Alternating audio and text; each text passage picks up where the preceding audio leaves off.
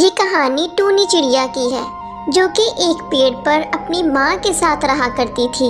टूनी चिड़िया बहुत चंचल थी, इसलिए वो चीज़ों को जल्दी समझ नहीं पाती थी।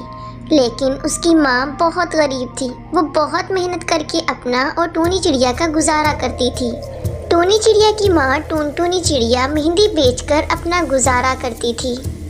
एक दिन टूनी चिड़िया अपनी सहेलियों के साथ खेल रही थी तो एक सहेली उससे कहती है, सुन टूनी, हम सब मेहंदी सीखने जा रहे हैं, तुम भी हमारे साथ चलो ना। नहीं, मैं नहीं जा सकती आप लोगों के साथ। क्यों? तुम क्यों नहीं जा सकती? क्योंकि मेरी माँ के पास इतने पैसे नहीं हैं। ऐसे कहते ही टूनी चिड़िया उदास हो जाती है तो पास बैठी एक और सहेली उससे कहती है, सुन टुनटुनी, अगर तुम मेहंदी सीखने नहीं जा सकती तो कोई बात नहीं। अगले दिन टूनी चिड़िया की सारी सहेलियां मेहंदी सीखने चली जाती हैं।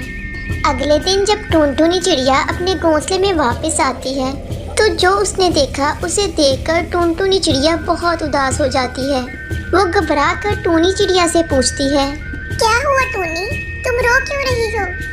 पहले तो टूनी चिड़िया कुछ नहीं कहती, लेकिन फिर अपनी सहेलियों से की हुई बातें सारी अपनी माँ को बता देती है और अपनी माँ से कहती है, माँ, हम इतने गरीब क्यों हैं?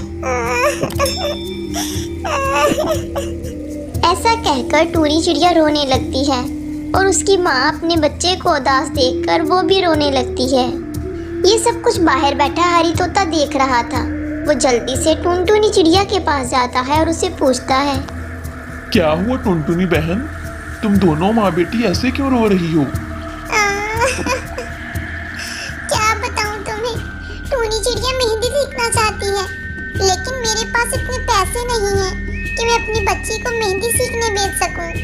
ऐसा कहते हुए टूनी चिड़िया फिर रोने लगती है।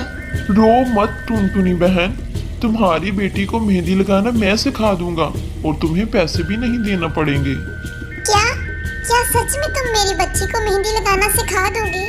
हाँ टुनटुनी बहन, तुम फिक्र मत करो, मैं तुम्हारी बच्ची को मेहंदी लगाना सिखा दूंगा।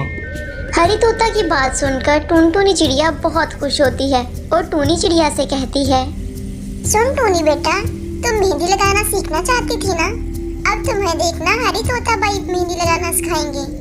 ये सुनकर टूनी चिड़िया की आंखें चमक उठती हैं और अगले दिन से ही हरी तोता ने टूनी चिड़िया को मेहंदी लगाना शुरू कर दिया था। उसने बहुत मुश्किल डिजाइन भी टूनी चिड़िया को आसानी से सिखा दिए थे। कुछ दिनों में ही टूनी चिड़िया अपनी मेहंदी लगाने के हुनर में माहिर हो चुकी थी।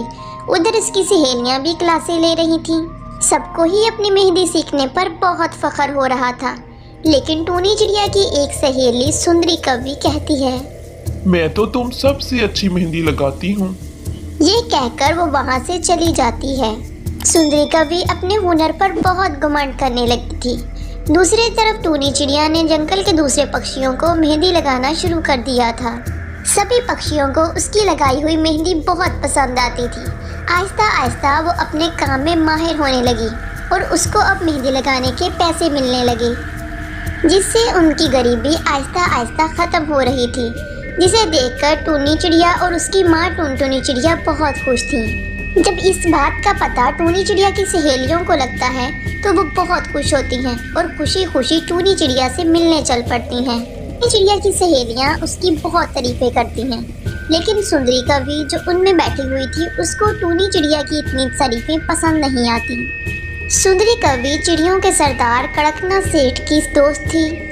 क्यों ना हम इस बार जंगल में मेहंदी लगाने का मुकाबला रखें, इससे तो ये पता चल जाएगा कि जंगल में मेहंदी सबसे अच्छी कौन लगाता है।